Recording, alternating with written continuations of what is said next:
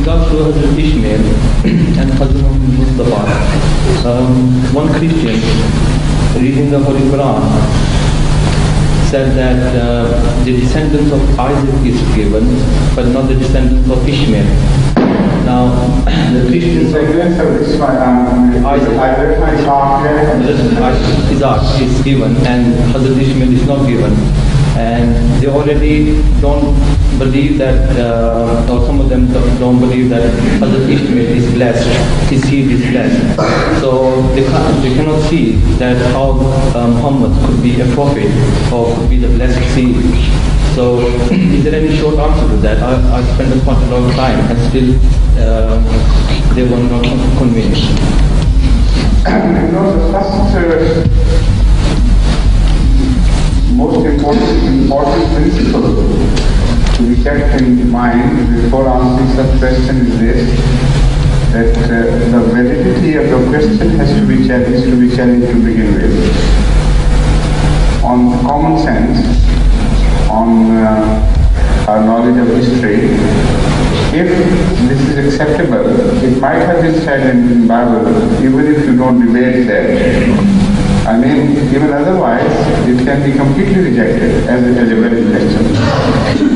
If it is correct, what the Bible says, that only the chosen son of Abraham was Isaac, and the prophethood was to remain within the descendants of Isaac, then it would also be inferred that Allah was not the creator of the rest of the world.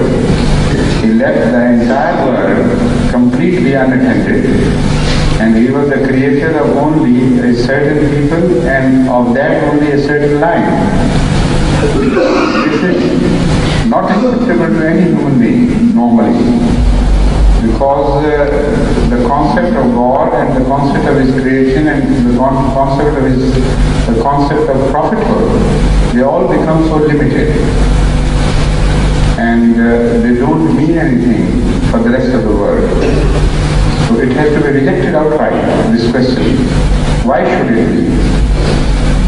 If Allah is the owner and the creator of the universe, if it is for Him to decide every issue, then how can one impose it upon Him that He should create the prophethood from a certain lineage and He should restrict the prophethood to certain descendants of the prophethood?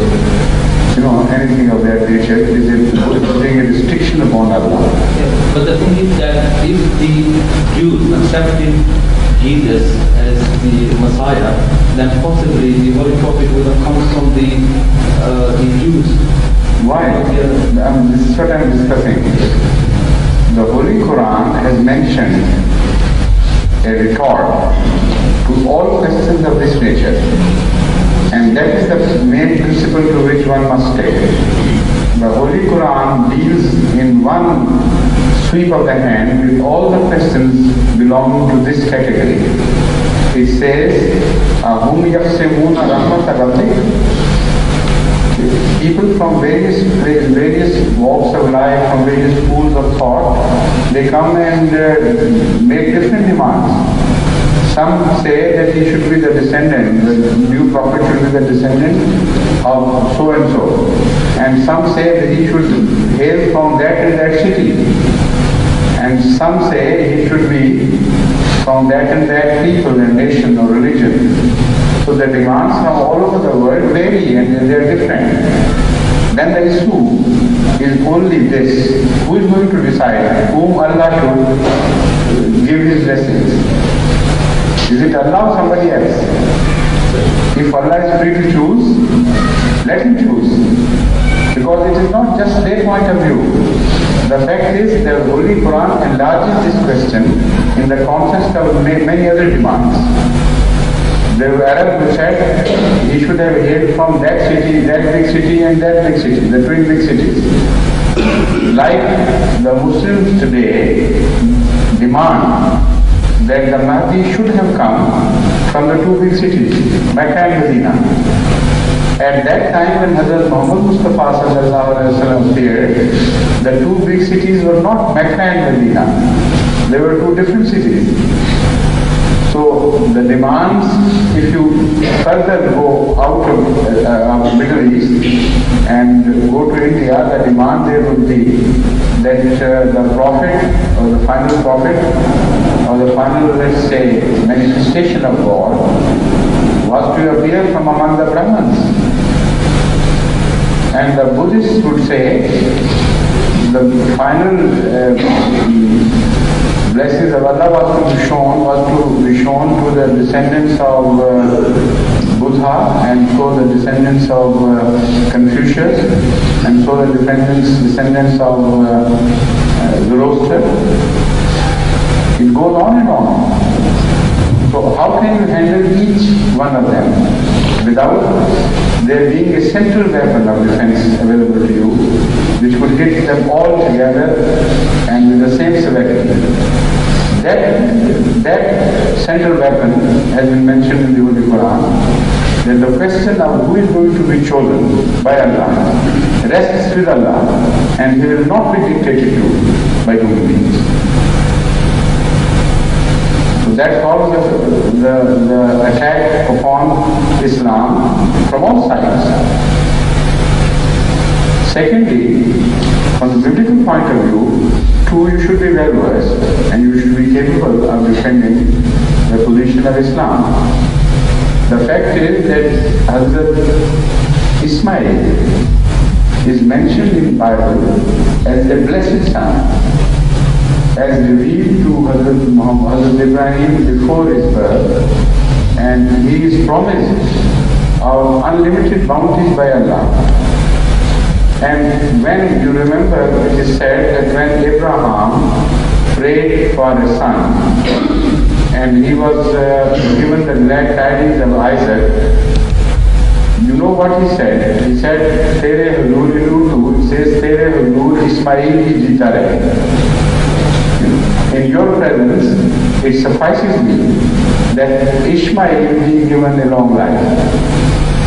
That particular verse of the Holy Bible decides the issue not only in this respect, in the respect of the question you have asked, but in other respects as well. They claim that Isaac was the first son. And if Isaac was the first son, how could Abraham reply after receiving the glad tidings about Isaac? That they do Ismail.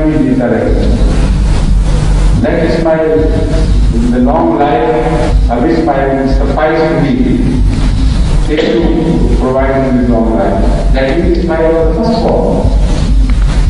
And as a firstborn, he was recognized as the first official representative of Abraham.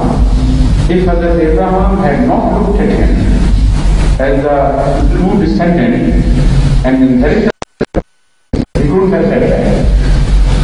He should have shown great pleasure at the fact that although I was given a son before, but he having been born out of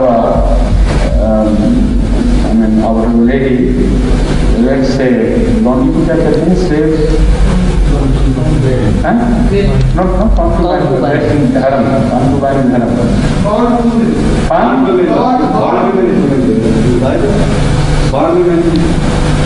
Born women, exactly, that's right. I was thinking of this. Because they claim that because Ismail was born out of a born woman, so he could not inherit the blessings of the prophet. That is the first step they take in that direction. Now, we can come to that through this saying of Hazrat Ismail. If Hazrat Ibrahim was of this opinion, as the Christians would have us believe he was, then when the glad tidings of Isaac was given to him, he should have said that Ismail was quite enough for him. That is an additional blessing. Because Ismail, having been born of a born woman, could not have been enough for Abraham if he had not believed that he would inherit his blessings of life. But there was a discontinuation from Ishmael to Hazrat Muhammad Mustafa. Yes. But in the line of Hadith, there was a lot of prophets in the line of Isaac. So she was feeding on actually the discontinuation from Ishmael to Muhammad. Whereas in the other line, that's fine. All right, that doesn't make any difference at all. The fact is that there is a continuity of the force in the line of Isaac. But then at the time of Jesus Christ, he is abundant. And it was prophesied by other prophets as well, like Moses, that from among your brethren, Allah would raise a great prophet. So that shows there was one prophet to offset the weight of an entire line of prophets. He was to be so great. And he was to be born from among the brothers, not from the cousins in fact, not the direct line of Isaac. And then also the parable of the vineyard, which has been mentioned in the New Testament. You know that parable. That is also very clear that someone else is going to come, and this time it is not going to be the son, but the father himself. That shows that relationship of Hazrat Muhammad, peace be upon him, to the rest of the prophets was like this. His coming was the coming of God himself. The coming of Jesus Christ was by the maximum extension of imagination, like the coming of a son. And this is what has been described in the parable very clearly. So it doesn't make any difference whether there is a long lineage of prophets before him or not. The question is, the weight which he has is so great that compared to that, the rest of the prophets all put together don't carry that much weight.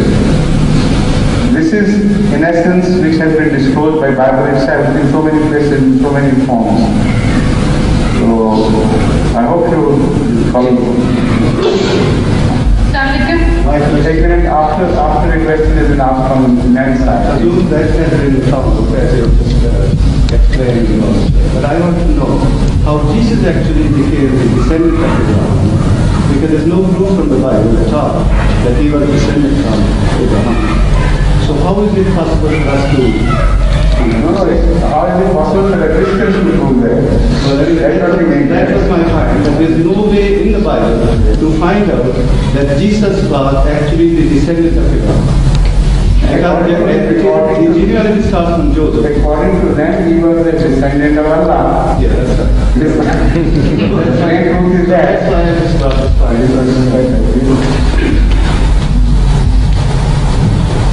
Yes, please.